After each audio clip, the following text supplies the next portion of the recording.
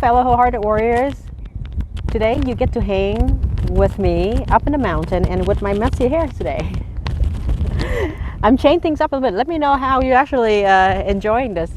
This is just the authentic moment for me. In today's videos, I am going to share with you how to do resistance. This video is going to be perfect for those of you who are actually experiencing a lot of resistance within yourself when it's come to making a decision, when it comes to taking the next step, whatever that may be. And it's really blocking you from moving forward. And it creates such uncertainty and unclarity within yourself.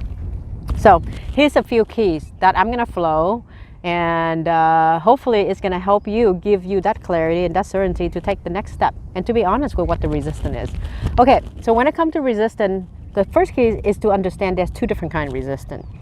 Resistance one is when you are so certain in yourself, you know who you are, your values, and what you're about, and you're about to make a decision, or to make a decision, or to be in a relationship, or to be in a situation where it doesn't align with that values, it doesn't align with who you are.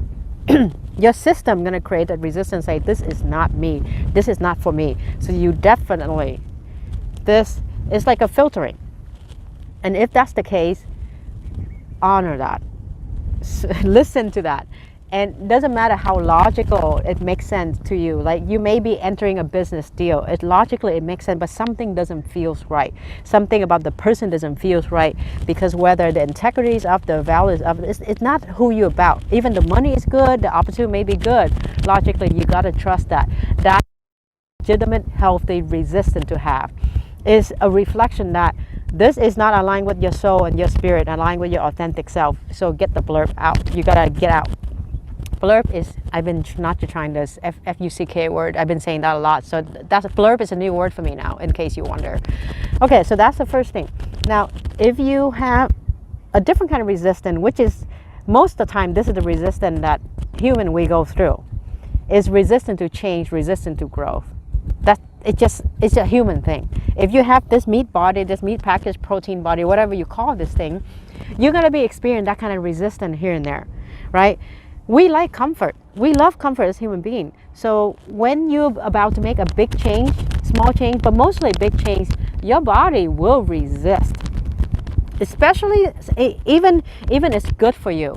You know, if you're so used to eating sugar, right? Eating sugar, and it start causing insulin resistance and diabetes and stuff for you, and you're about to make a change, cutting sugar off, it's gonna suck, right? You're gonna feel that resistance of embracing that, or breaking an old pattern of being in a healthy relationship. If you're so used to an abusive relationship, it's gonna be, even though the thing that's not good for us, it's hard to break from it, because that resistance is the attachment to familiarity. And if that's the case, it's important for you to recognize that and give that resistance space to deal with it.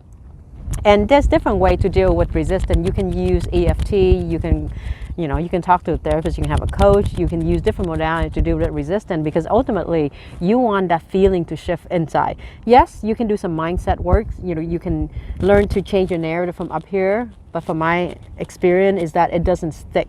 It has to shift from in here, because if you are so emotionally attached to a certain pattern, and to break certainly it's going to be really hard. So you got to give it space and check in your authentic moment of what you actually really need in that moment is the best thing for you. Some of you may need a therapist, some of you may need a coach, some of you may need to read a book, some of you may need to do meditation. It's going to be different for you, depend where you are in your life. But those are the two main resistance. Either way, they're not bad. They're trying to help you ultimately. So the third thing, actually I think I'm on the third key now, is that don't look at resistance as a bad thing, because the resistance is not the problem. The problem is the judgment you give it. And then when you judge it, it just makes it even worse. So what you can do is to understand that and honoring it in a way that serves you. All right, that's all I got. Be in the moment with yourself, my friend. So have the least resistant path this week. May the force be with you. Right now I'm going to send you love from Hawaii. It's a beautiful day, and you got love. Until the next moment.